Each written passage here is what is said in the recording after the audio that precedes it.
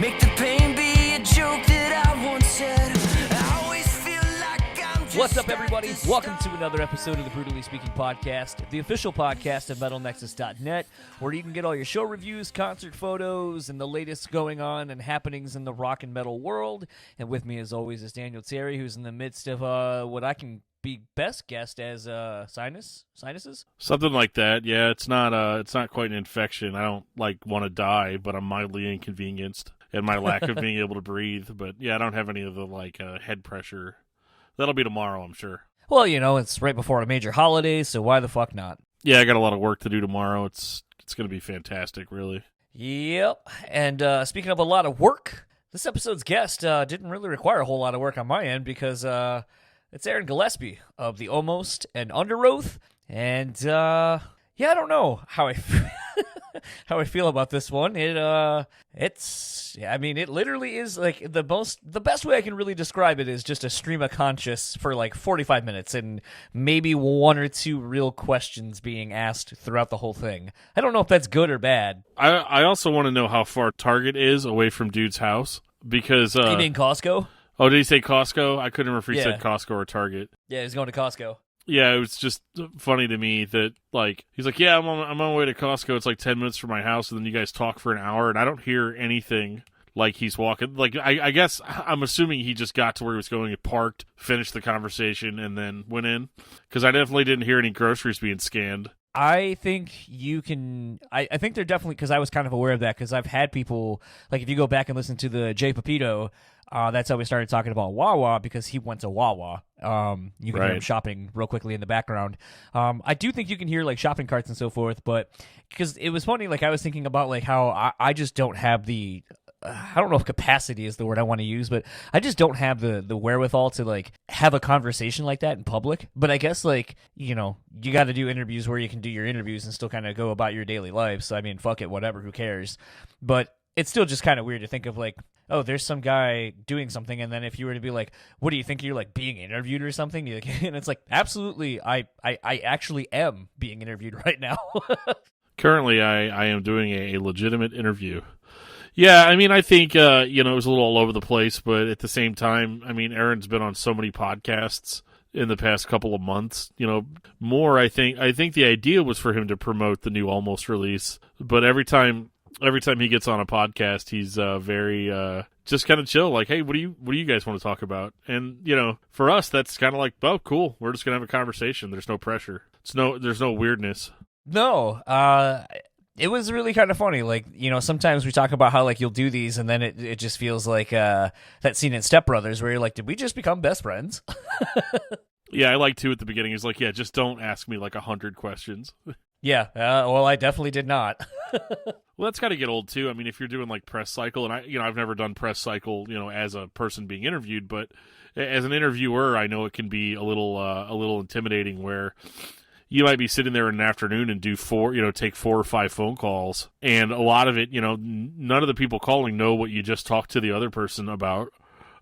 Really. It's true. So I got to give him mad props for having a different interview than, say, the interview on Toomey's, or on Shane's podcast. It all being different, but also still being very him without being an obvious advert. Yeah, it's funny because I remember texting the publicist, Amy, and I was or emailing her, and I was oh, I think it went well. I don't know. I was kind of stoked, how it came out, and, we kind of hit it off really easily.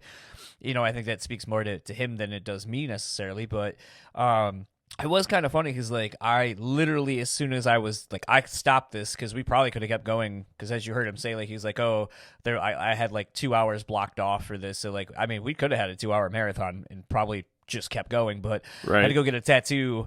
So I was yo, I got to get done. I got to go get this tattoo. Thanks again. And then, on my way to the shop, because, the funny thing is a lot of times, in our email signature, I have my actual cell phone in the email, but that's not the number, bless you, that we typically use to do interviews and so forth. So it kind of gets a little wonky where some people have my number, and then we'll call the other one and so on and so forth. And I just sent Aaron a real quick text, and I was hey man, thanks for doing this thing. maybe like hope to maybe try to do this again in person when you're doing the tour start the new year. And just almost like Porter, it was like we just started texting about other stuff. Like he was like, "Oh, what are you going to get? What are you getting?" And like like what are you getting as far as the tattoo and like all this kind of other stuff. And we just started talking about a bunch of different shit. And then I think he was like kind of checking out the podcast because we were talking about some of the other, because he was like, "Oh, it was really cool and you're able to stay in it." He goes, "Sometimes like you do these things and people are so like not able to be like in the moment and try to just shoehorn in questions because like that's like they're not comfortable with just talking about themselves." And it was just kind of like one of those things, like as we were like literally during my tattoo, like I'm just sitting there. I felt like I felt like a teenage girl, like because I was getting the back of my thigh tattooed basically, and so I was like laying on my stomach with like on my elbows. I had to think of what that part of my body was called, and texting. And I was like, I probably look like some like little fucking girl right now, like texting on my phone, like, "Oh," and it's like, "Oh, who are you?" Like at one point, my tattoo artist was like, "Who are you texting? Like, is that your like Bridget texting you?" And I was like, "No, it's Aaron." And then like he was like, "Aaron," I was like, "Oh, from the Almost and so forth. We just got done doing a podcast for like an hour," and he was like, "Oh," are things getting serious between you guys?" I sent some text messages to a dude once, so I guess things are getting pretty serious. Yeah, but I mean, it was pretty cool. I think the thing that's fun about this medium sometimes is, we often have kind of beaten to death talking about how some people will come on and you feel like you're just getting the cut and paste answers, no matter if it's necessarily the question that was asked, and that kind of sucks. And then you get ones like this where you're like, is it good? I don't know. Is it terrible? I don't think so, but I don't know what this is. I don't know. And this is the thing I was actually messaging Dan about earlier, where I was like, I don't know if fans of Aaron or fans of the Almost or fans of Underoath are going to like this. I don't even know if podcast people like that are into this podcast are going to like this, or if it's just too weird, I don't know. Like, this is the total antithesis of you want to be a fly on the wall during a conversation? You are the Brundlefly in this one. Well, for a lot of these interviews, I am very much the Brundlefly. And at least on the first... You pull up the shotgun barrel and go shoot me? Sometimes. Sometimes. Not so much with this one, but... I think having a conversational chat like that, it sounds very redundant, conversational chat, but to do a chat like this is a little bit like you get more of his mindset about the world and about how things are right now. Whereas if you show up with a notebook full of like 8 questions or 50 questions, depending on how much time you have, you're gonna like you're just, it almost seems confrontational to me, like as an interviewer, to read questions or to ask questions like in like a structured format, like, when you were recording on such and such, why did you do such and such? And then they answer that question, and then you'll immediately move on to another question. And I think it puts everybody kind of on guard, right, a little bit. Whereas with just a general conversation, it's a lot easier to kind of get an idea of who this person is, what they're about, what their experiences have been. And so I think in that sense, this chat did have all of that. Sure, he didn't drop any like juicy tidbits about, things you thought you knew about the Almost that you don't know, or things that you thought about Underoath that you don't know. But I mean, stuff like that is so clickbaity anyway that, like, who cares? Yeah. As we've said, this interview, whatever the fuck you want to call it, runs kind of long. So there are a couple of topics I want to retouch on that Dan actually just brought up, but we will get to those after the interview. So without further ado, this is my conversation with Aaron Gillespie. We'll talk to you afterwards.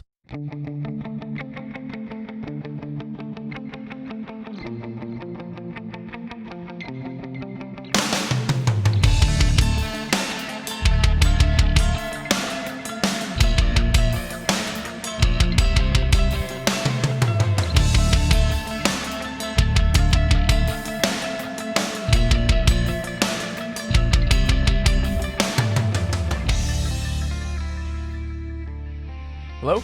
Hello. Hey, how are you doing? Good, how are you? Good. Might be one of the fastest pickups I've ever had doing this. Well, the problem is I just got the new Apple TV, and my phone, like, I don't understand. Like, I can't, like, around this time in my career, and I'm just I feel like I'm on the phone, like, 8 hours a day. So I got AirPods literally to talk on the phone. Yep. So I have my AirPods in, and I'm actually driving to Costco right now. And when I went to pick up the phone, it said, would you like to pick up the phone on your Apple TV? Which makes no sense because I'm in a Jeep 10 miles from my house. So it didn't even ring. I felt a vibration on my phone, but it wasn't a phone call. It was asking if I wanted to pick up the call that I was receiving from Grand Rapids, Michigan on my Apple TV, which is fucking confusing. So anyway, man, yeah. My Apple thing that's been a real motherfucker lately is I bought my second Apple TV because my wife, we're spoiled, and she liked the Apple TV I got before when we decided to get rid of cable, and then she kind of got, this is such a first world problem of, I don't want to take the box back and forth from the living room to the bedroom. So I was like, fuck it, let's just buy another one. Like, it's not that expensive. So like, let's just do it for the sake of Why would you take it? Hold on a second. So you were walking back and forth with the Apple TV from your living space to your sleeping space? Yeah. I mean, it's just like 2 rooms over from the living room to the bedroom. So I guess that I'm going to sound like a real motherfucker. I have 3 Apple TVs because I don't want to carry them back and forth either. Is that like real first worldy, like white person rude? No, I mean, I don't know. I mean, it's just funny. Like, everyone gives my wife and I shit for how invested in Apple we are because, like, we have the HomePod because we walked by it one day after buying someone, which I don't know. A lot of people don't seem to know this. You know, you can hook the HomePod up as like a soundbar with Apple TV. I did know that. I don't think the HomePod makes any sense. It's funny. My wife, we joke because, real quick backstory, and you know what? Fuck it, I don't really care because I heard you on one other podcast, and you seem to be more into conversationalist things than just straight questions and answers. But don't ask me 100 questions. No, I'm not going to. So it was a thing where we ended up like I have a bunch of vinyl, my wife had vinyl, and we've grown our collection over our time. Same. Being together. We got married. We're about to celebrate our 5th year next year around this time. Congrats. And thank you. And so before we went to Vegas to get married, we were playing Keno at the bar one night. And if you know anything about Keno, it goes up to 100 or 99. Sorry. I do. Yeah. So it was one of those things. She goes, "Oh, what's the last number I should play or pick?" And I go, "However many years you think we'll be married." And she goes, "5 it is." So it's been the running joke that we're gonna.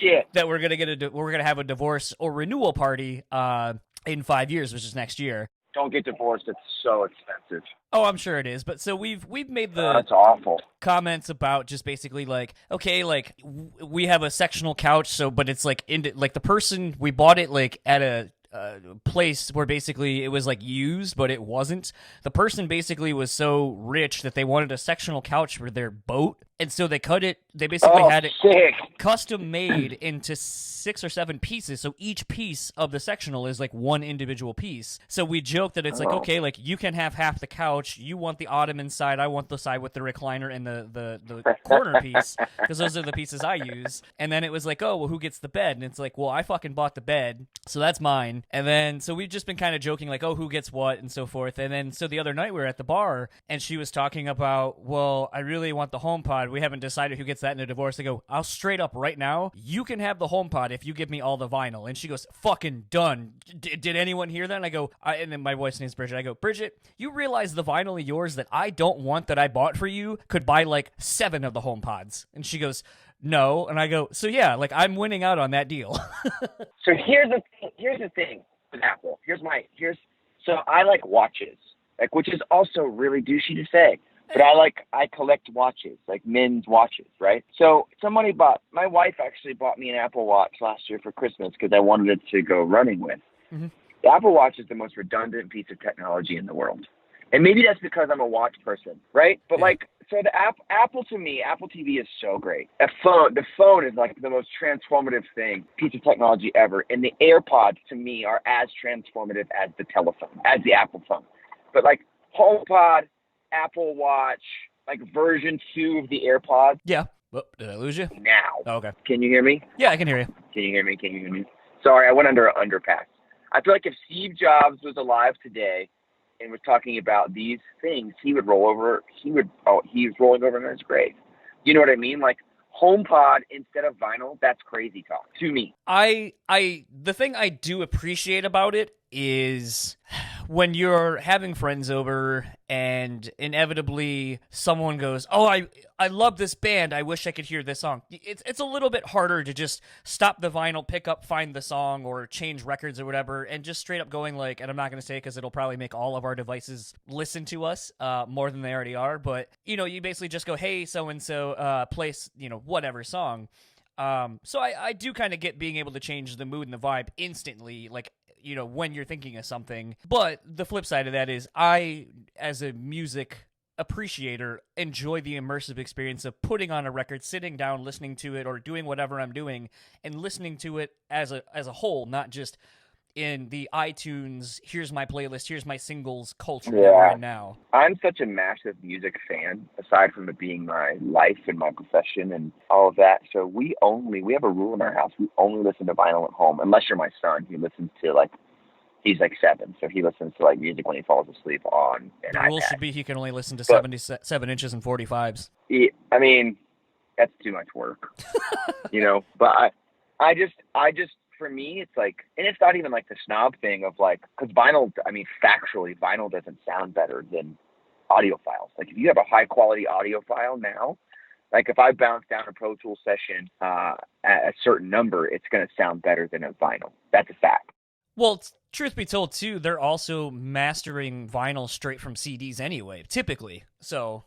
Typically, and I don't know if you've ever done this, but you should Google a microscopic view of a vinyl record and a needle playing it, because it's the most archaic. It literally looks like someone's cutting, it looks like God's cutting a ditch in the earth with a knife. You know what I mean? That's what it looks like. It's so bad. But for me, the reason I like vinyl so much is because it's the only type of music that sells anymore. Truly sells. So for me, it's I want to buy that big piece of art from a musician or a band or whatever that I like. And for me, it feels it's my livelihood too. So I feel like I'm paying homage. And, I have a vintage stereo and I love all that. It's just a ritual of it. And I like that. I'm kind of the opposite of you, where you got a bunch of people over drinking wine or beers or whatever, and they're I want to hear Jimmy Eat World Bleed American. I like having to go and get it. You know what I mean? I do have that, and sometimes what I like to do is try to curate the evening. A lot of times, I might not be immersed in the conversation that my wife and whoever are having, but what I'll do is, I'll notice a shift in conversation and the vibe of the room, and I'll just secretly be like, oh, it'd be really tight right now is if I put on, MGMT, right now. It kind of feels like that kind of a vibe, and literally curating what's happening in the room, and then someone will slightly notice and be like, is that Electric Feel? Oh my God, I love this record, and then everyone kind of starts kind of still being in the mood of what was happening, but I've kind of slowly, without anyone realizing it, curated what's happening and shifting the mood and the vibe and so forth.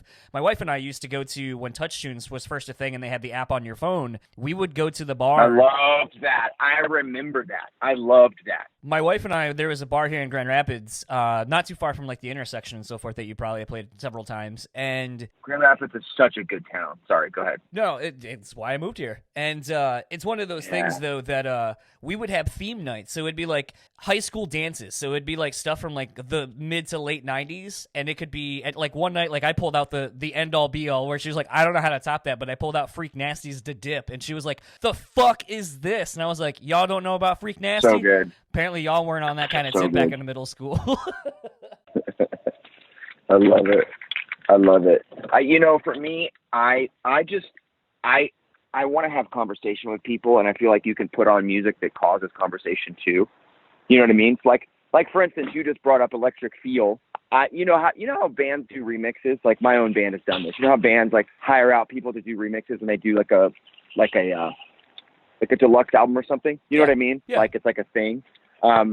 There's an electronic group from I think they're from the UK. It might be Sweden, called Justice. Have you heard of that band? That group of Do they have people? The it's not spelled the way it normally would be, right? Is there a Y or something in there? Something different about how they spell it? I think so. I'm pretty ignorant on electronic music, but anyway, they did an Electric Feel remix that is better than Electric Feel. So stuff like that. I have that single on a 12-inch. So you could put that on instead of Electric Feel, and people are like, oh, I know Electric Feel, but what the fuck is this? You know what I mean? that's why I guess, I like that kind of thing almost more, because at that point you're creating conversation. You know what I mean?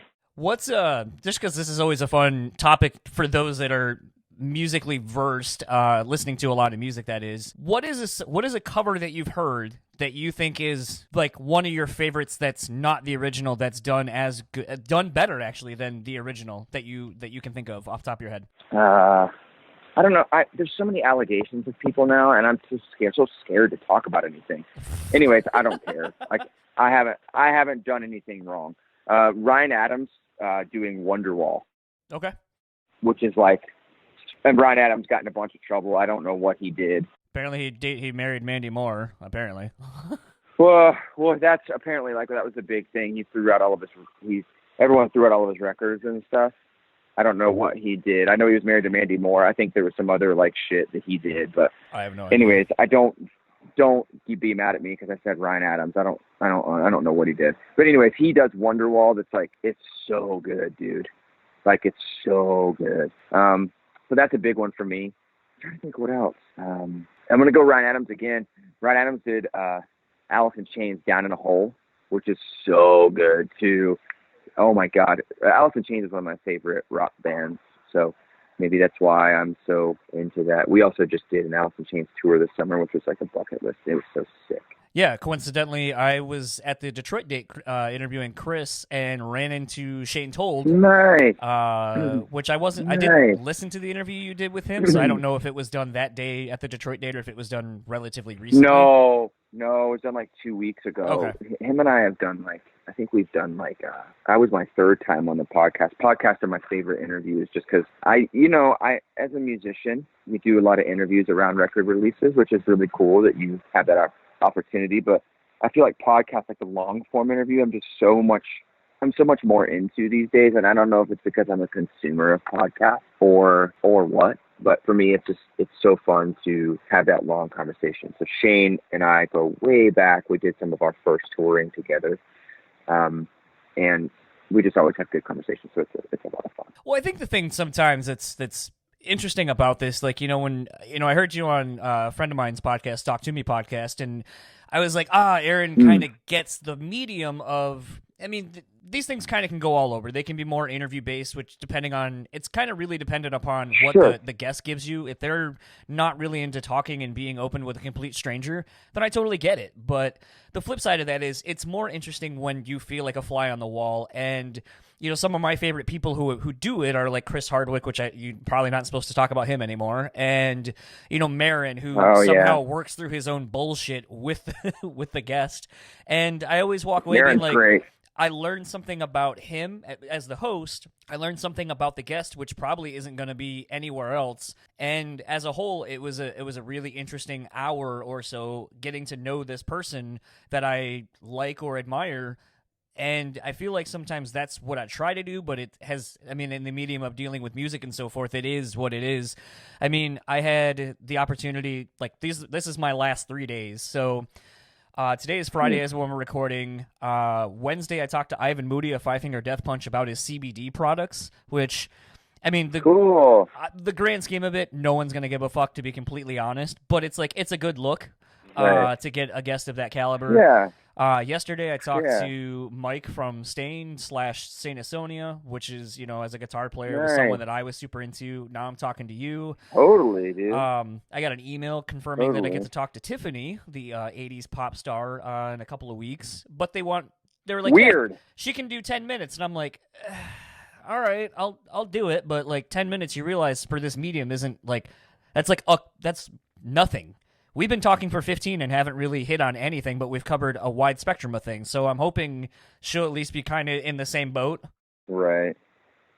You know what, man? It's funny because, like, I'm such a consumer of podcasts. You know what I mean? So, like, for me, like, when I do them, I try and be, this sounds so stupid, but I try and be the type of guest that I would want to listen to. You know what I mean? Like, because you're right. Like, you hear podcasts and, like, some of the guests are, like, it's very interviewee. And some of them are like, hey, let's have a conversation. Like, I feel like in terms of the longest form podcast, I would say that I listen to is Rogan. I just can't do that anymore. Some of the guests, you can't, it's so long. Yeah. But some of the guests some of it's painful sometimes, Yeah. how long it is. And then sometimes you're like, yeah, this is great. So for me, like, I try to gauge it like that. Like, how am I one of the long, boring guests on Rogan? Or am I like one of the intriguing ones? You know what I mean? Because there's some on there that are so long and so boring, you know? So for me, I try to be as intriguing as I can in the long form aspect. I had this epiphany the other day because I just came back from Vegas a couple of weeks, like 2 weeks ago, surprising my wife who went the day before I did when she went out to go see some friends and go Nice. see Lost Rages. And it was a thing where on the flight back, I ended up watching Midsommar, or however you pronounce it. And That movie's fucking scary. it's a slow burn, and It scared me. It was kind of funny because, you know, when I was done, I did the thing I do where I didn't want to necessarily rush how I felt about it. I kind of wanted to gather some other information and be like, okay, like, I noticed these things. Like, did anyone else, and what do they mean? Or does anyone else think they mean what I think they mean? And in doing kind of the research of it, my wife was sitting next to me and she goes, that movie looked fucked up. Was it about a cult? And I go, sort of, but not entirely. I was like, it's too much to unpack. And she was like, it looked long and boring. And I go, you know, maybe it's because I listen to podcasts and I'm kind of sometimes immersed in something that isn't always great right away, but it's in that unpacking of the slower moments that when the great things happen that you're like, oh fuck, I'm so glad I hung in there and I stuck with it because now I'm getting to all this really good shit. And I think that's speaks more to life because, like, not everything is great. Sometimes you got to go through some boring stretches to get to the good shit, to where it's like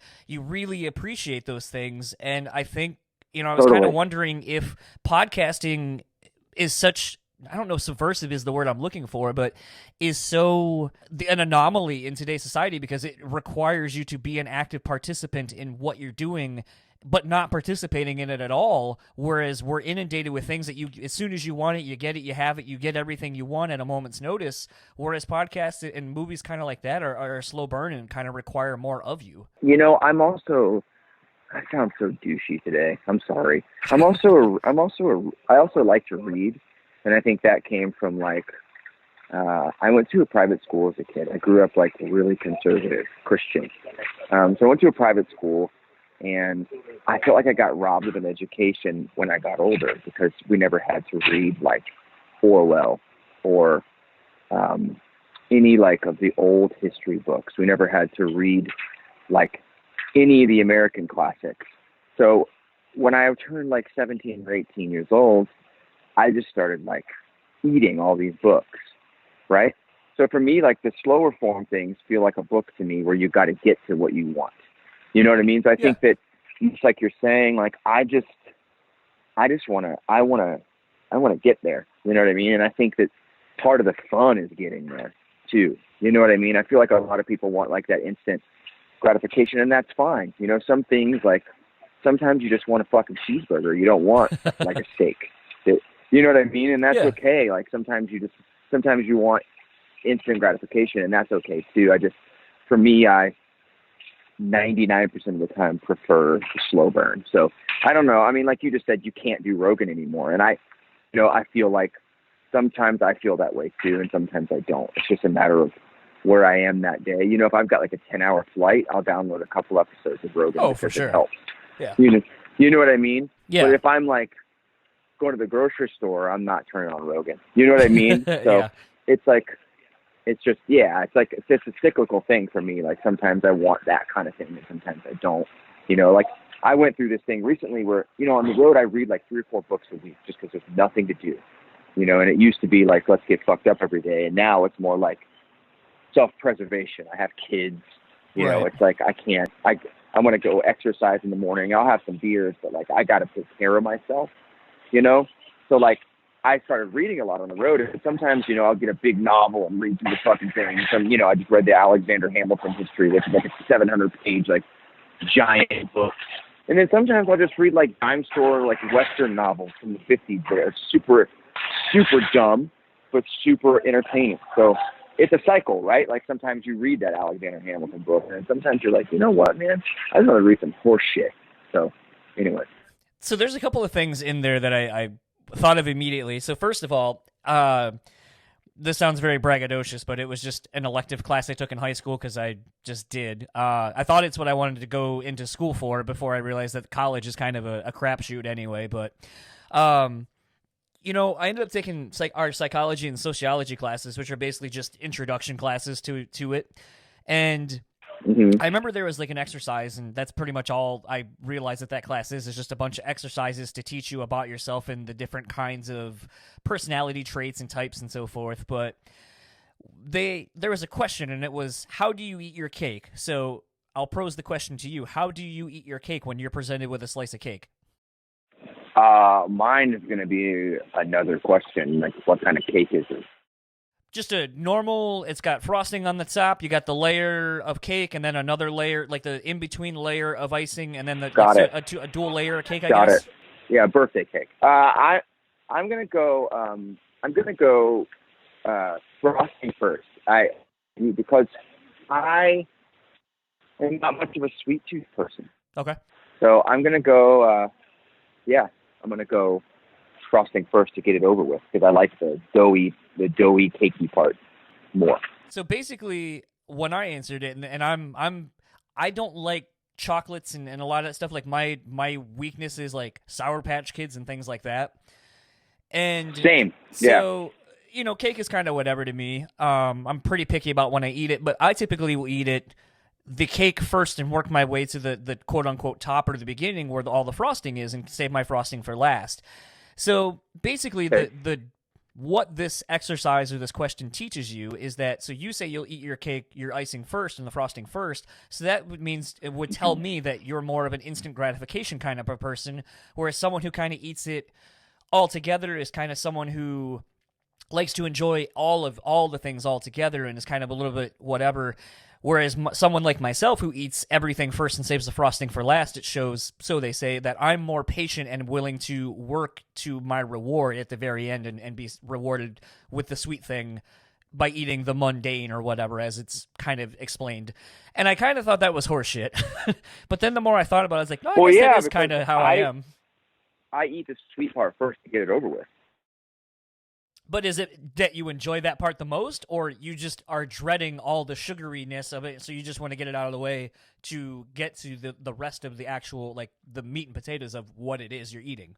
I'm not a sweet tooth person, so for me, like, the cakey part is what I like.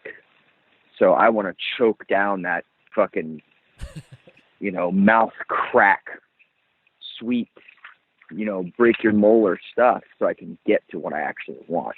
So that analogy is bullshit. That doesn't make any sense. Like, there's so many parameters. No, there's so many parameters inside of that. Do you know what I mean? Yeah. It's like, there used to be a rule in making music, like in the studio. Mm-hmm. You would do like a scratch track, then you would do drums, then bass, then guitar, then like sparkly keys and extra stuff, and then vocals. That's like the unspoken rule of making albums. It's been that way for forever, since time immemorial, and making records. And I just think that's bullshit. And now everyone just does whatever the fuck they want. There's songs on the latest Underoath record where the vocals were done first. Like, there's no rule anymore. You know what I mean? So for me, it's like, I feel like that's that analogy. That analogy is bullshit. Just like making records with drums first and vocals last is bullshit, because you should be able to do whatever inspires you. If I'm inspired by the cakey part, let me choke down this freaking mouth crack sugar stuff so I can do what I want. You know what I mean? Yeah. Yeah, your analogy's busted. Doesn't work. I mean, it's not mine. But you came in with some ownership, though, so Yeah, I'm just kidding. No, I'm just kidding. I have a very weird, I mean, this is kind of going all over, so I feel like this is an interesting thing. So unbeknownst to you, I just turned 35 relatively recently, and I feel like my wife and I and a handful of people that are around my age, we're in an interesting, I mean, we're technically millennials, I think, on the cusp of somehow, but it's one of those things where I think about the shifts and that we've seen in culture and, you know, with internet and with technology and a lot of the things that we've experienced in our lives growing up, like we are one of the last generations to kind of learn to have real experiences and bonding with people and building relationships through sitting down and talking and having to be in our own heads with our imaginations and so forth before being inundated with social media and so forth. And, you know, as I was looking at my Facebook earlier today, you know, and it's like, oh, here's your memories from the last, you know, however long you've had the fucking app. And, you know, I posted something recently and someone was like, oh man, you look so different back then. You look so young. And part of me was like, is it because I've gotten fatter and I don't weigh like 120 pounds? Like now that I'm like, you know, 200 pounds? Is it because I'm heavily tattooed now and I wasn't then? Is it like, you know, and it kind of has made me realize that we're kind of in this culture where we look back, but we're also being judged on such a daily basis and thinking about what it does to us as the individuals. And something I've kind of focused on in doing this podcast and talking to a lot of people who have been in bands that were signed at a young age is thinking about the fact that, and maybe you'll agree with this, maybe you won't, but I mean, you're in such a unique position that you basically spent your formative years on the road making a product for someone to sell and being told you either were amazing or you were shit because it didn't sell what it needed to make someone some money.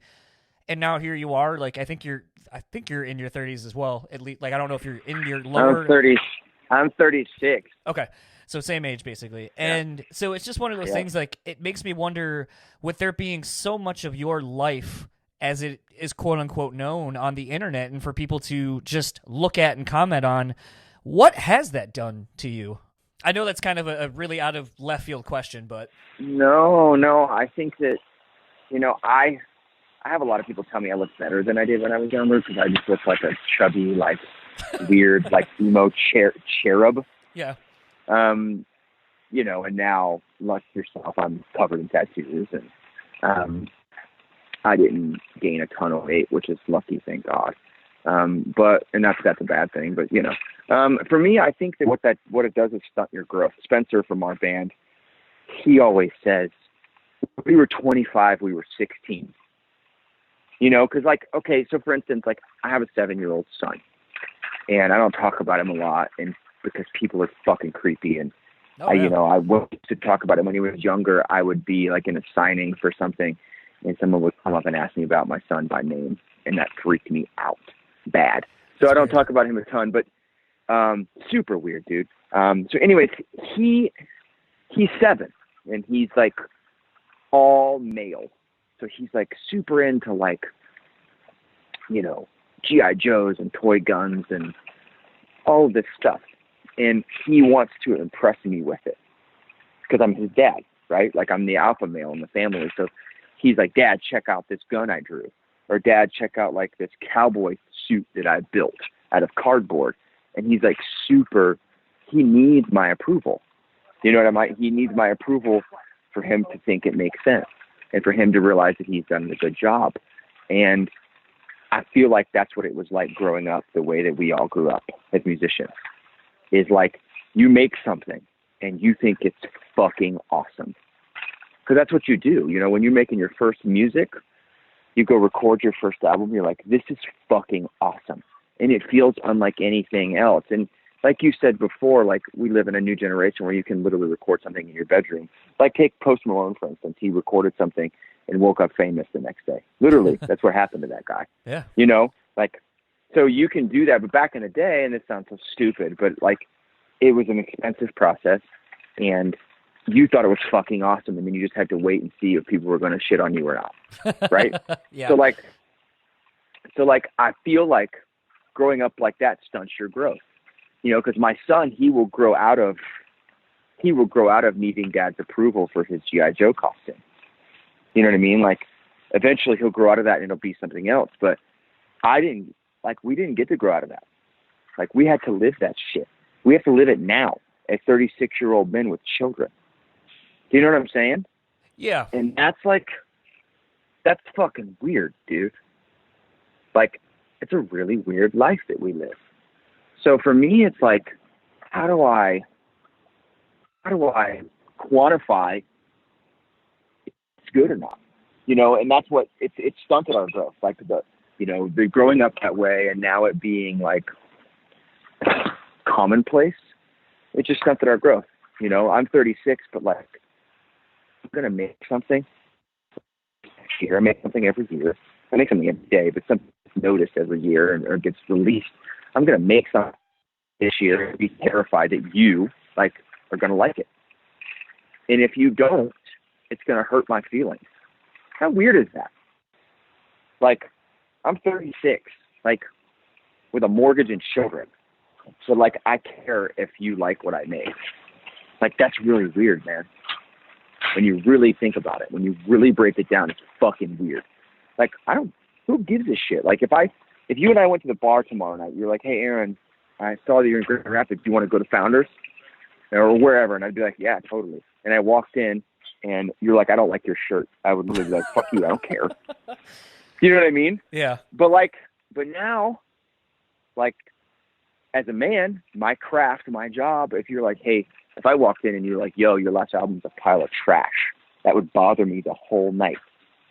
We wouldn't be able to drink our all-day IPA and be soaked because I would be so pissed at you, which is so weird. You have a right to say that it sucks. And now that right is just public. You know what I mean? That's the only difference. That's weird, man. That's so weird. That gives me anxiety. I think the thing that's been interesting about doing this podcast, and, I went and saw the Jay and Silent Bob reboot movie with the Q&A with Jay and Kevin Smith and after the movie.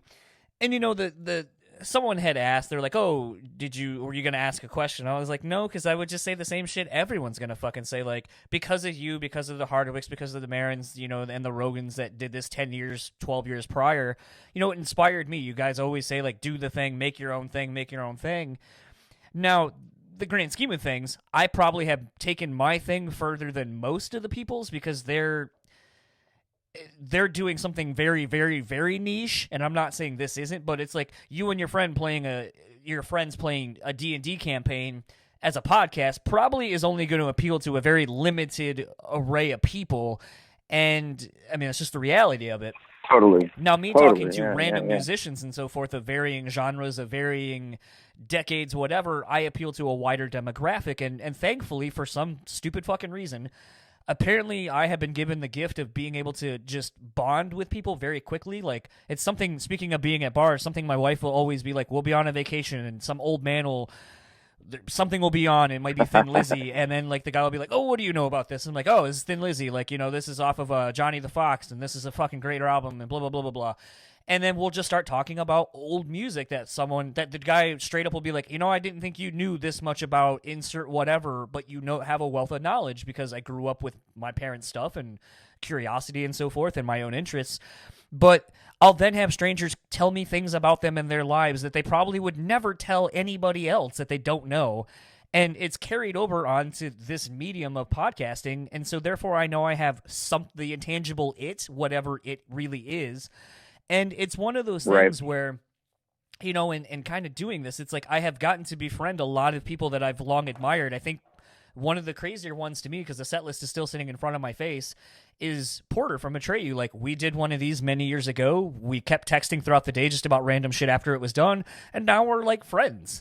And it's he's great. He is, and his wife is too, and most of those guys are. And it's just one of those things that I'm still a fan of the band, but it's weird that I've compartmentalized Porter as the person I know and the friendship that we've been building over the last handful of years. But then when I see him play, I'm like, oh yeah, you're also in this band that I have fucking loved since I was in high school, which is weird. And there's just this kind of weirdness about it. But more oftentimes than not, and this is kind of a shit thing to say, but it's I tend to find that the people I get along with and build the relationships with the most are the people that I'm just kind of about their band. Where it's yeah, I know what you've done and you've had a lot of success, but it was never really my thing. And, it's always interesting. That's interesting, dude. The ones that I'm oh, I have to talk to so-and-so, and I assume it's just going to be whatever. And then, that dude and I, or that person and I, just get along so fucking well that when we're done, we're like, hey, man, here's my email, here's my number, or whatever. Next time we're in town, hit me up, and we'll go have some drinks or something. And you're like, yeah. And then you're just kind of man, you're a really cool person. It's kind of, is it good or bad that I kind of don't like the art that you make? And I think that I'm in a weird position where a lot of people probably aren't that way, where they can't separate the person from the thing that they're known for or that they do. I think that most people are like that. And I'm much like you, where like some of my greatest friends in the music industry are people that I'd never listened to their music. Like, and people that know that too. I mean, like, you get a few drinks in you and you start telling people that shit. And that's weird, you know? Like, that's one of my good friends in the industry is Franz from Attila. Oh, yeah. And I just, everything he does and his persona, and I'm just like, I don't get it, man. You know, it's just not who I am, not what I do, but he is the sweetest. He seems super guy. genuine. He is genuine, and his stuff is fucking ridiculous. You know, like him, like, talking about his cars and like pictures of his girlfriend's ass online. He's just crazy. You know what I mean? But as a person, as a dad, like as a guy that I talk to on a regular basis, he's the best guy ever. Like, he just loves people, and he just loves like doing his thing, which makes no sense to me and probably makes no sense to you. But like, it's just great. He's just great. You know what I mean? So like, there's a lot of guys like that in the industry, you know what I mean? Like, and it's a really weird thing. That's a super weird thing. I don't get it. I don't get that part at all. But I think that that's serendipitously beautiful, you know? It's funny, when I got done doing the chat with Ivan, my dad called me, and then, because was just like, oh, I'm talking to Mike from Stained, and that was one of my first shows he took me to, is Korn and Stained and Mindless Self-Indulgence, like forever ago. That's a cool tour. Yeah, and, you know, so I was talking to him, you know, he's kind of gotten into what this is after I talked to Brian from Korn, and it was just like, I think that was the thing for him, and I'm sure you can attest to this, like with your parents, like there was that moment in your career where like something happened and your parents finally got it, that what you were doing, and it's like, oh, it's not just this thing you do, there's tangibleness, that's not a word, but tangibles about the thing that make it now real for them to understand. And I think that was the one for him, where he understood like the podcast is a thing and what they are and all that. And so he happened to call me after I just got off the phone with Ivan. I was like, oh, I was talking to the guy from Five Finger Death Punch, and he goes, can I ask you a stupid question? Why do people not like that band? And I go, honestly, I was like, I don't know. I've seen them, like they're not necessarily my cup of tea. You know, I get they're kind of the lower common denominator in what they do. But that being said, they appeal to a wide demographic of people. You know, I went and saw a show where they played in front of, I think, probably 8,000 or 10,000 people, and watching everyone be into it, I was like, it's not for me, but you know what? So many people are into it, so fuck it. That's cool for all these people to be able to have this shared moment. And I'm at least able to kind of walk away going like, it's cool that those people have that thing and they can share in it, and, you know, it connects with them. And at the end of the day, that's all music is supposed to do. So I'm not going to shit on it, but it's just, it's interesting to see how something that's supposed to be so inclusive as music is so divisive at the same time. We come from this world of music. It's like, I have a friend who engineers for me a lot, and he used to work at Electric Lady in the 60s and 70s. Wow. He's old. He's like his stories are fucking terrifying. So he engineers for me a lot, and he owns this incredible studio in Albuquerque, New Mexico, where I make a lot of other people's records. And he tells me that Underoath is hipster metal. And I'm like, I don't know what that means, but B, he's right. You know, we grew up in like that scene world, if you will. And so we were always like in that thing. So Five Finger Death Punch, we did a tour with Five Finger Death Punch and Slipknot, and I can't remember who else was on the tour. In like 2008, it was that Rockstar. Was it the Monster Energy? Or Rockstar Energy? No, it was maybe. I can't remember. Was it Mayhem? Mayhem, that's it. Yeah. So we did a tour of those bands, and I hung out with Ivan all the time. And Ivan was so dramatic. Like, I remember him saying, like, and again, this is 11 years ago, but I remember him saying, this is me just acting like I care every day and don't want to die. Like, it's really like super dramatic, serious shit. And I was like, this is so weird. And I didn't like the music, but I was like, this is so weird. Like how dramatic he is, but also like, it's this incredibly honest thing. You know what I mean? Like, he's being incredibly honest, and it's so dramatic and strange.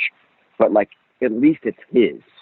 You know, and at least he's owning where he's at as a person. Us being, quote, hipster metal, you know, for so many years and having success in that, whatever that world is, and then coming around to now we tour with all these bands. And I would love to tour with Five Finger Death Punch. Like, I would love it.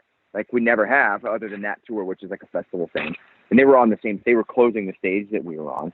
This is before they were, like, massive, you know. But for me, melding all of that stuff is the goal. Especially for music with guitars, like, we need to do it all together. Like, we got to put it all together. You know, like, we got to make it all one thing. Otherwise, we're going to get just beaten down, because pop music is the winner right now. So in my mind, it's like, as long as it's honest and real and true, like, even as a 23-year-old, I was like, Ivan, this is so, I was terrified of him. So I would never dare say, you're so dramatic, this is weird. Like, I literally, like, I don't get it, but, like, it makes sense. You know what I mean? So that for me is the thing. And I think that those bands, those types of bands really, really, really resonate with people because of the honesty. You know what I mean? Like, I think that people may say we're in like the place of music that doesn't make any sense, but in my mind, it's like people still know a rap. People can still sniff out a rap. You know what I mean? So, yeah, that's kind of where I'm at. I have a very weird question, kind of talking about the new Almost record. And I know this is really fucking stupid, because I know a lot was made about this on the Underoath thing. And to be completely honest, I try not to read too much of any past interviews, because I don't want to be clouded by anything someone has said or keep bringing up someone else's shit. But in listening to the first Almost record to this one and kind of trying to find sort of, I don't know if I was looking for growth or just wanting to see the differences between the records, with there being such a dramatic gap of time in between. And it's not like, you know, you're just touring relentlessly behind it in different iterations. But, you know, I noticed the thing that jumped out to me is obviously using a couple of swear words on the new Almost record.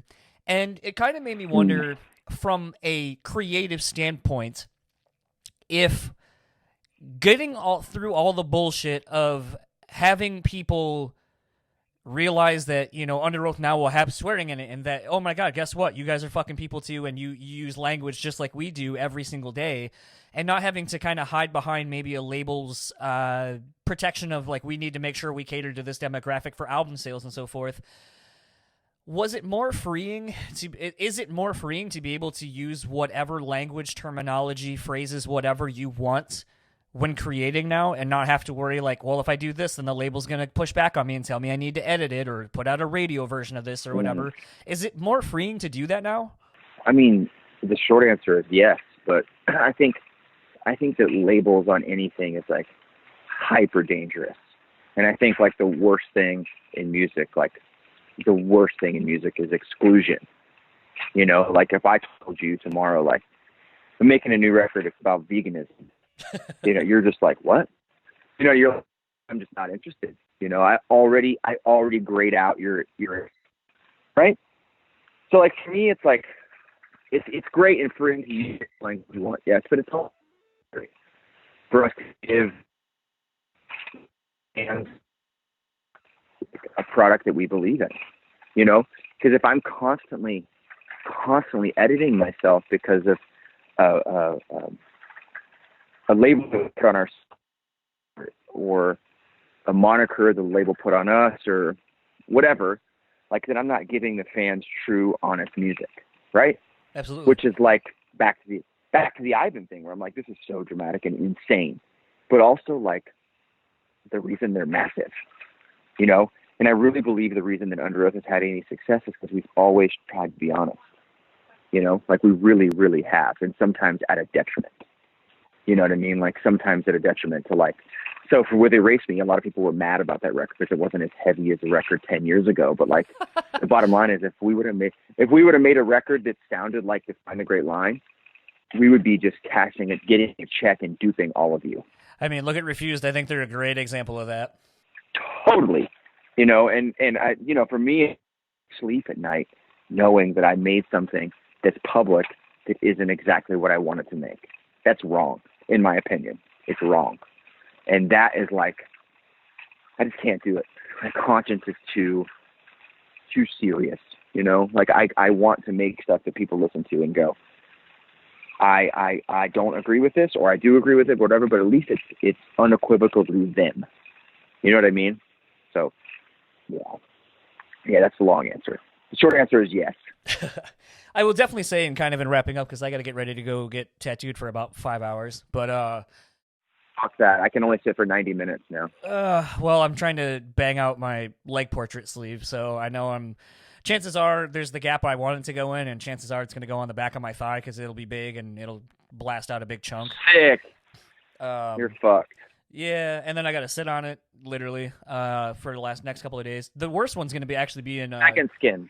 Yeah, second skin. Yeah, Do actually, you there's second sometimes actually what I have learned that has worked, because I had it done when I did my stomach at a convention, was there's stuff called Vasecaine, and basically, I mean, it's everyone thinks it's cheating. And I will definitely say that it is not, because you have to have all of the skin broken open that's been tattooed or where it's going to be tattooed. So basically, you have to get the whole fucking tattoo and then put this shit on. But then you don't really feel anything, which is really fucking weird. But what I have learned with that is that instead of, and for anyone who maybe hasn't had like hours and hours long worth of a tattoo, and especially in some of these painful spots that are kind of left now, it allows you to go about your day where you don't feel it, so you can kind of act more normal. So like when I got like the back of my leg done at one point, I was like, oh, if you put that on, like I'll be able to like go to bed tonight and sleep without having to be like, oh, my stomach or my back or whatever. So it's a thing where that has been like a godsend as of recently for me that I found in the last like 2 years. So I'm definitely going to use that at the very end to put it on so I can go about my day. And then probably have a couple of drinks because I'll have earned it. But no, I'm actually, the one that's going to suck is Josh Woods is coming back to Michigan in a couple of months, and we're going to do the other side of my neck. And I know he's going to take up like all of the side of my neck. So, and I told him initially, I was like, yeah, let's do like a 3 to 4 hour session. And then the more I think about doing a 3 to 4 hour session on my neck, I'm like, that's going to fucking suck. But it'll look cool when it's done. I still think the stomach is the worst. Yeah, that's sucks. the worst. The worst is because you're getting your ribs pushed on the whole time as well. I'm thankful my stomach is done and my ribs are done. I just have like my lower stomach, like my pelvis, which I want to do, but I'm just like, dude. And I have like 3/4 of a back tattoo finished, and that is so bad too because you can't do anything for it. Yeah, you're just fucking stuck. You're just fucking stuck. You know, like you go to bed at night and you're just like, I'm not a stomach sleeper. I'm just like fucking stuck. That's the other part that's going to suck about today is I don't like A, sitting still, and secondly, I don't like laying on my stomach, so it's going to suck getting blasted for a couple hours. But all that aside, obviously you're getting ready to do this almost tour where you're playing the Southern, is it Southern Weather? I always want to keep calling it Southern Warrior, and I know that's not it. Yeah. That's a terrible name, but whatever. Yeah. But it's one of those things where I think it's been interesting that I feel like in light of how this whole thing has gone, where we're just kind of going back and forth telling stories and kind of, getting to know each other, I feel like that was kind of the interesting thing, at least of how I've heard you're going to approach this thing, where you're going to play that record in its entirety and intersperse other songs into it. So that way you're kind of getting the old thing that everyone's familiar with while learning about this new record that maybe people haven't gotten.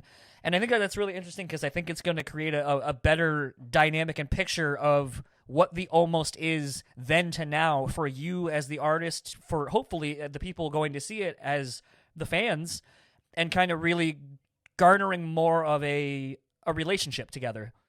There's so many, everyone does some sort of like reunion 10-year whatever tour, and it's cool because I think I would want to see one if I was a fan. You know what I mean? Like I think I would be like, yeah, I'm into that. So Underoath's only ever done it once, and that was when we first got back together and we played our 2 biggest records back to back. So with this, I just want to do something different, So my thought is like, I want to play Fear Caller, which is the new record, like not the whole thing, but I want to play a lot of those songs.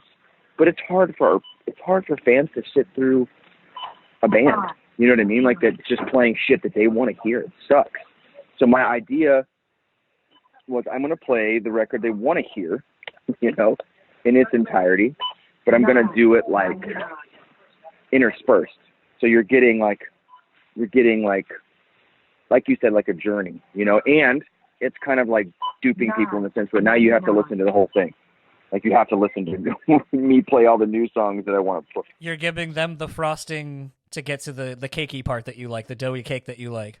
Exactly. Like you're gonna have to listen to me play all of it, you know, like, and it's kind of like, I don't know, I feel kind of bad about it. Like I'm going to play a bunch of new songs. You got a deal, but also like I'm giving them what they want. So the way I'm going to do it is, instead of like a lot of friends of mine's bands, Taking Back Sunday did this, where they played what they wanted to, and then they encored and played all of Tell All Your Friends. That's how they started that whole thing. So what I'm going to do is I'm going to open with like the opening song off Southern Weather, and then I'm going to play a Fear Caller song. And then I'm going to play a Southern Weather song. And then I'm going to play a Fear Caller song. So I'm going to either other, you know what I mean? Like every other track, which I think is like, I haven't heard yet. And also like, I just feel like that way you have to listen to the new shit. Godspeed, you know? So anyway, that's the plan. So we'll see what happens. And if people get mad or whatever, but I don't know.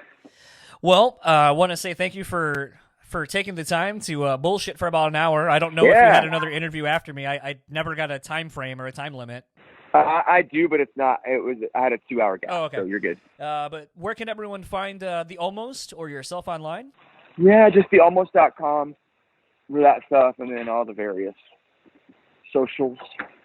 Aaron R. Gillespie is like all my personal socials. I have a Facebook, but I've never used it. I have a Facebook because management makes you have a Facebook and labels make you have a Facebook, but I've never been on Facebook, so I don't know anything about it. You're not missing much. So the Facebook, I don't know. Yeah, I don't know what's there. If you want to find us on Facebook, I don't know what it is It's or The Almost. what it's not, but yeah, no clue, dude. And my personal Facebook could be fake. I have no idea. So at one point, I know that management made me a personal Facebook, but again, I don't know. So yeah. All of the various accoutrements online. Yeah, that's it. Well, I know you're playing Detroit, which is about 2.5 hours away, but maybe when we get closer, or if you're just ever in the area, get together and either do another one of these over some beers or something, or just... Yeah, dude, if I'm ever in your area or you want to drive 2 hours, let me know. We'll hang. That'd be fun, man. Yeah, I'll hit up Amy and get it all squared away. Right on, dude. Thanks, buddy. Enjoy the rest of your day.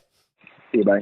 So that was my conversation with Aaron Gillespie. Like I said in the intro, that was kind of just an all-over free-form conversation, which was pretty cool and was a lot of fun just to kind of talk to someone. And it is kind of interesting too when you do something like that in the regard of like, we talk a lot about how in prepping for interviews, like we have the ability to listen to so many different interviews and have in this situation with Aaron like almost 20 years of interviews that he's done over the years, so you kind of get a better sense of him and how he answers questions. But something that I think has been really interesting, especially at least with this almost press cycle that he's been doing, is that he pretty much just wants to talk to people. He wants to learn about the people behind the show that he's on. And I think that's really cool. Like, you had spoken about how, he did that with Toomey a little bit. Like, they talked about country music. They talked about a lot of different, like, nothing that we talked about is on Toomey's episode. Nothing that Toomey talked about is on this or Shane Told's podcast. Nothing on Shane's is on either of ours. And I think as someone who listens to a lot of other podcasts, and sometimes you'll see these people go through the cycle of the podcast guest, it is refreshing to know that no 3 episodes are going to be identical in any way, shape, or form.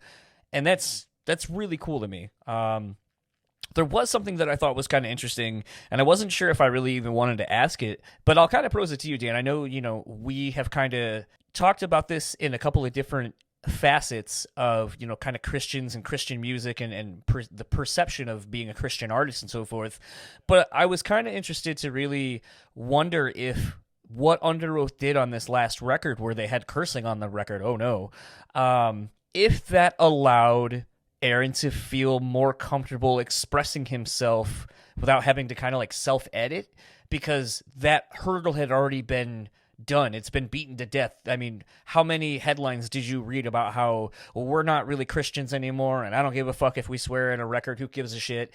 You know, I mean, fuck, even Emery makes a joke about it on their last record, you know, like, when are you going to have an Emery song with cursing in it or whatever? So yeah. It does seem to be this thing where this sounds so stupid. Are Christian rock bands or Christian rock fans like yourself that have been around for a long time, do you think it's that big of a deal anymore? Or is it like, we're all fucking grown, we all say these things, like, who gives a shit if you put it in a song or not? Well, I mean, like, is it a big deal? Unfortunately, like, it kind of is, but I don't think it's as big of a deal now as it used to be. So I think, because I mean, when I was growing up, and I predominantly listened to Christian music, especially heavier music, if a band said cuss word that in their album, that meant that either they weren't a Christian band at all and that we had all just misinterpreted their lyrics, or, you know, it meant that they were trying to separate themselves from the Christian music scene, and that's a quick, easy way to do it. But at the same time, you know, you've got bands, Demon Hunter's been known to use a curse word here and there, Norma Jean, as we talked about when we had Corey on, even POD, and POD actually ended up self-editing their curse word out of their album, I guess, at the last minute, because I guess they didn't want to lose sales. But like, I don't think anybody out there in the Christian rock world considers those bands not Christian bands, you know. So I don't think it matters. I don't think it matters from that perspective at all. At least not to me. I do think that if a band does it simply to separate themselves out, I think that that's kind of dumb. You know, the most recent example would be like Gideon, you know, who went from having fairly evangelical lyrics, and then they just went like straight Limp Bizkit music, like lyrically. And actually, and don't get me wrong, man, that Gideon record slams. You know, it's awesome. But I think it's really hard, because even if you look at the Gideon stuff, there's nothing in that album that makes a definitive line in the sand that says I'm not a Christian anymore. There really isn't. There's not that song. You can look for it on the Gideon song. Really, you can look at it with Underoath too. There really isn't that song that says that. And I think with these bands, you know, you almost have to get a little, almost no pun intended, more personal with the band members, which I think is stupid. I think we should just be enjoying music for what it is versus what we expect it to be. But at the same time, like, you know, it's a complicated issue. You know, you say like, oh, Underoath's not a Christian band. Well, there are people in that band that still believe that, and there's maybe a couple that don't. And one of the ones that doesn't believe that anymore happens to be one of the singers. You know, so he's going to have an influence on the lyrical output, but like, I don't consider Underoath an anti-Christian band, or a lot of these bands. I think it's like what you said, John. I think there's just a certain level of honesty that was applied at some point that was like, you know what, we're not going to just do things because we think it's going to make people happy. I mean, I've done it. I've done the evangelical Christian band thing, and there was a lot of band meetings where you'd write lyrics and they'd be like, yeah, but that's too negative, or that's this, or you need to take this out, or, you know, and, you know, that sort of thing is frustrating. So I think to a certain extent, yeah, like being able to open up the gates of like hearing a Christian band that might have, you know, some profanity in their lyrics isn't as big of a shock to the system anymore. So it does kind of free those artists up to kind of have a more perfect vision of what they want to do, versus having to go through all these filters in order to sell to a certain audience. It's a really long-winded way of saying what you said, but yeah.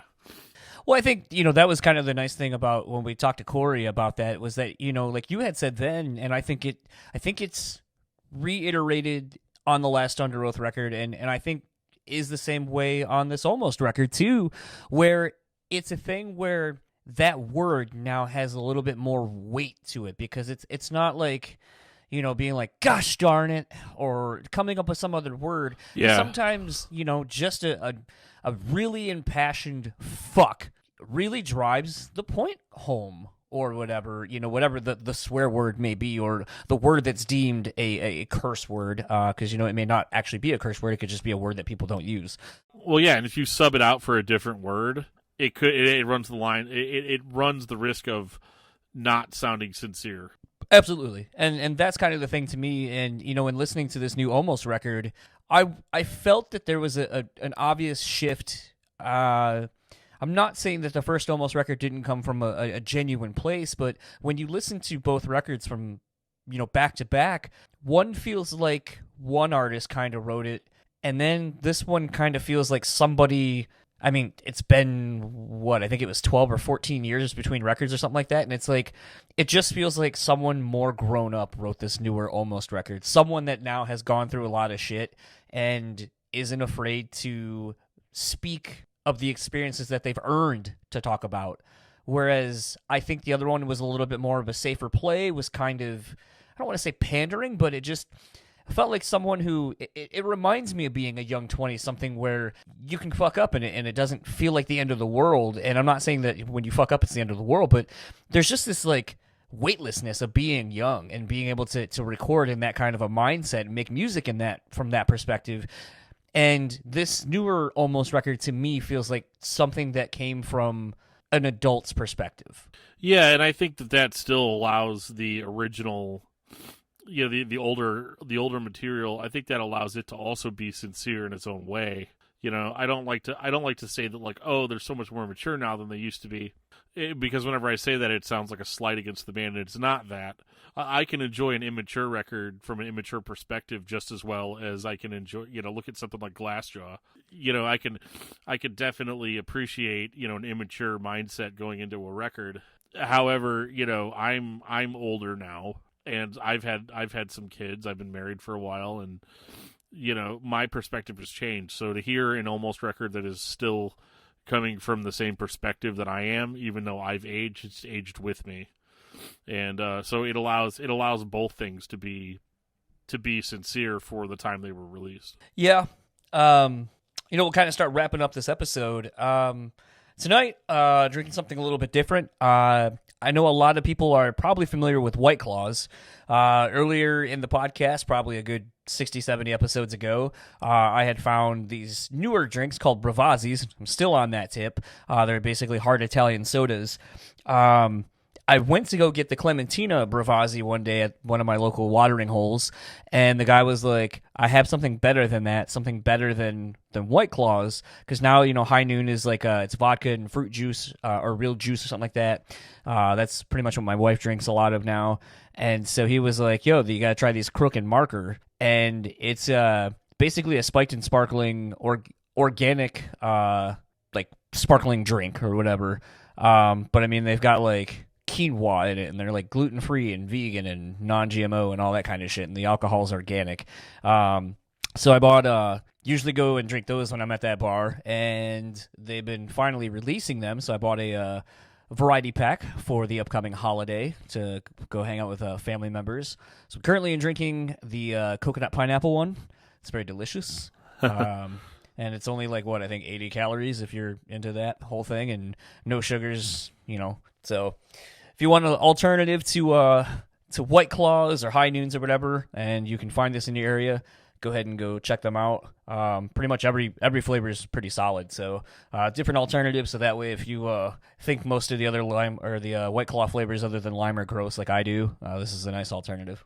I've been drinking something. I mean, it's a very slightly different than normal. I'm drinking an Elysian Dayglow IPA, which is kind of like Space Dust, but a little bit more bitter. I don't really know how else to describe it. It's a little harder to drink, and that's like an upgrade for me. So I enjoy it. Like I said, I've got sinuses, and it's kind of helping me clean those out a little bit. As gross as that is. But yeah, so also as of when we were recording this, shout out to Doc Coyle, the X-Man himself. You know, we talked previously about how a bunch of headlines are made with our episode with Doc. And today he released his newest episode, and it was kind of weird to hear him basically shout us out and basically spend his whole intro talking about the that about, basically the headlines made from our episode and clarifying maybe some of the things that were misinterpreted from what he was saying and all that kind of stuff. And, it was pretty solid to for him to plug it, because he most definitely could have just been like, oh, you guys might have seen me in the news, and didn't even talk about where it came from or anything, but shouted us out. So major props to Doc for that. I'm still waiting for my God forbid reunion. As he said, might have to keep waiting. I probably will. I'm used to it. It's fine. All that aside, if you would like to keep up with Aaron and the Almost, simple enough. Facebook at the Almost, Instagram at the Almost Official, and Twitter is at the Almost. If you would like to keep up with Aaron, it's Aaron R. Gillespie on Twitter and Instagram. Go ahead and check him out. He's got an upcoming tour, the Almost Tour, coming up in the beginning of the year. Basically, he, as you heard him say, he's going to play all of the first record in its entirety, interspersed with the new records. So I think it'll be really interesting to kind of see that. Hopefully, I'll be able to go check out the Detroit date if it's not a blizzard. But that was a lot of fun talking with Aaron, so thanks to him, and thanks to Amy for setting that up really sporadically for us. And if you would like to keep up with Metal Nexus, you can find them at metalnexus.net, Facebook at Metal Nexus, Instagram at metal.nexus, Twitter at metal_nexus, and Dan will tell you where he can be found. I can be found on Facebook under Daniel Terry. I can be found on Twitter at DiscussMetalDan. I can be found on Gmail at DiscussMetalDan@gmail.com. And you can find me in my 10,000 other podcasts at DiscussMetal.com. And if you would like to keep up with all things this podcast, you can find us simply enough at BrewSpeakPod on Facebook, Instagram, and Twitter. Check us out on YouTube at Brewtally Speaking. You can see some of the videos of these interviews where they are applicable. If you would like to support us monetarily, you can do such over at patreon.com/BrewSpeakPod.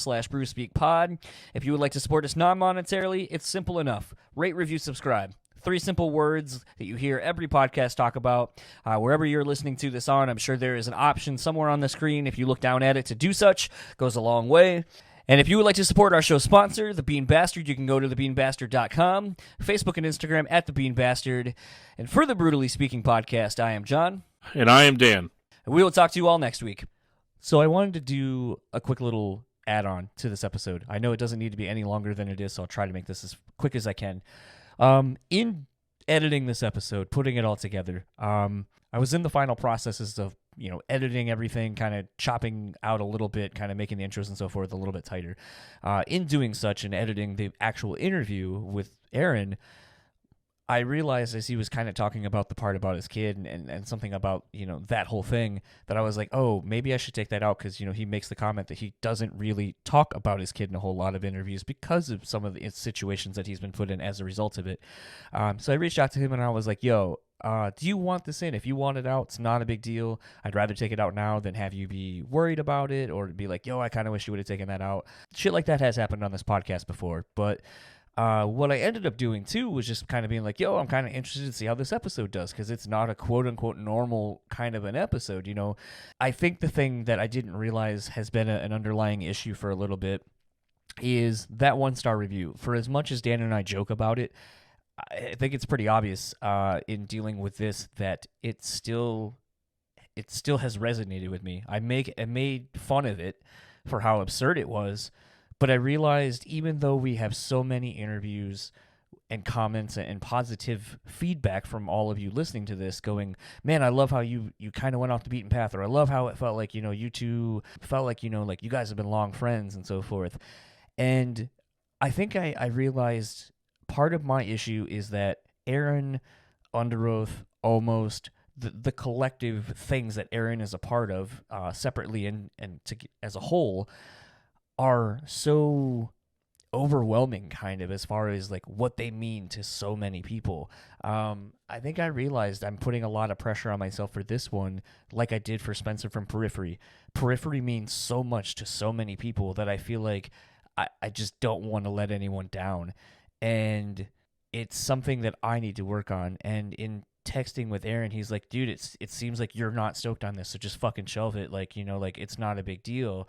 And I realized it made me start wondering, like, do I do this in my life, in my personal relationships? Do I let the fear of self-doubt and things that one person says that affects me affect the rest of my relationships? So what I wanted to do with this, because inevitably I will go back and listen to this episode, I overthink and I overanalyze a lot of things in my personal life. And in dealing with Aaron leading up to this episode coming out, I think, as I sat there, texting with him, and, he's just like, dude, just don't put it up, let it be done and be over. I realized, like I said, that I wonder if I do that in my personal life and if it causes more issues because I don't have self-worth, I guess, for lack of a better term. So I want this to be a learning experience for people who may be listening, and like I said, for myself, that you need to not let negative things bother you. Like, if you can fix the thing and just move on, then use it as a learning tool, but don't wallow in it, because all that ends up doing is seeping its way into other aspects of your life and your relationships.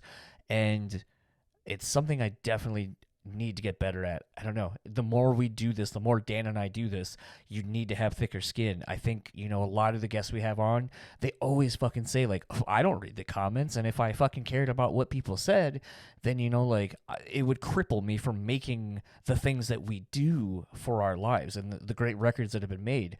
And I'm not saying that we're making great records or we're making great content or whatever, but and maybe Dan as well, need to have more self-awareness that we need to not let things bother us to the point of affecting other things and other aspects of our life. And it's so fresh because that text exchange just happened between Aaron and I realized that instead of trying to fix the problem or my perception of a problem to make someone happy and to make them be okay, that I just need to stop, think about things for a minute and realize what the greater takeaway from this could be. In the event that anyone is listening to this far into the episode, because it's a long episode and I'm sorry, but don't let negative shit bother you to the point of it affecting other parts of your life. That's something I definitely need to work on. It's something I'm going to work on. And I think from this point forward, I really need to just know that what we're doing over here is good.